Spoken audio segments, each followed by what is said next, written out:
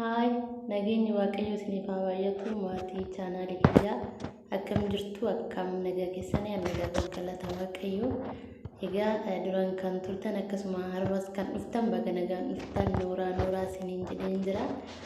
Egaa akkuma beekamu chaanaalii kanarratti wantoota beekurraa yookaan wantoota na fayyadanirraa isiniifis qooduudhaaf jechuudha.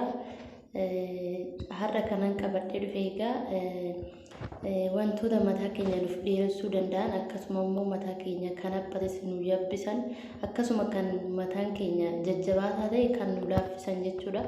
Isa kanaanis egaa waan ani itti fayyadamee argeef yeroo dhiyoo keessatti jechuudha.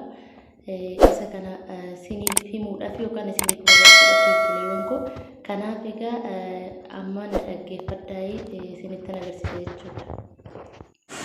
Egaa jalqaba kan nu barbaachisu shunkurtii diimaa nu barbaachisa. Shunkurtiin harki diimaa jechuudha. Akkasuma quncifne jechuudha. Quncifne ni daakna. Xixiqqeessine akka daakuudhaan itti tolu maashinaa murmurree kan booda ni daakna jechuudha. Akka daakunii daakna. Sirriitti osoo hin taane baay'ee sirriitti mul'isnu jechuudha.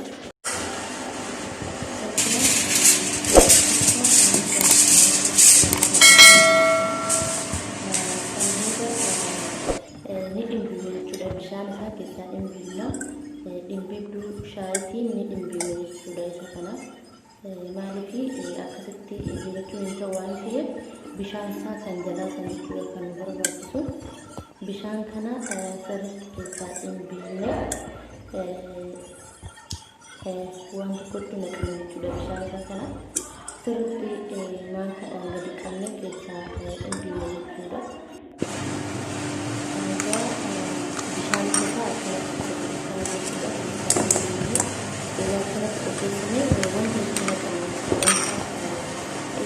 Dibachuudhaaf nutti tolu isa waan akkana kana jechuudha. Egaa kan biraa waan hin qabneef isa kana kan mastaawotiidhaan wal isa keessaa sirriitti dhiqeetanan isatti naqadhe jechuudha.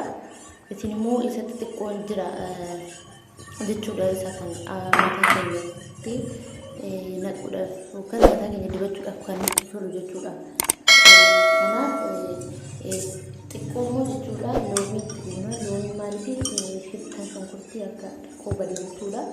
Loomii diimaa itti dhufuna jechuudha. Egaa san booda walitti maknee mataa keenyatti ni dibana jechuudha. Isa kana egaa haala kanaan jechuudha.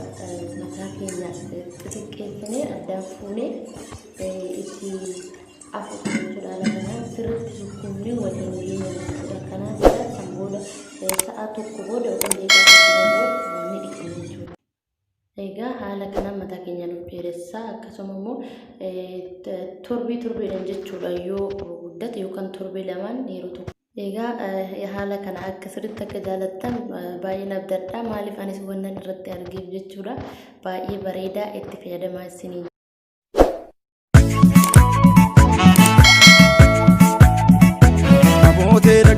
Abootee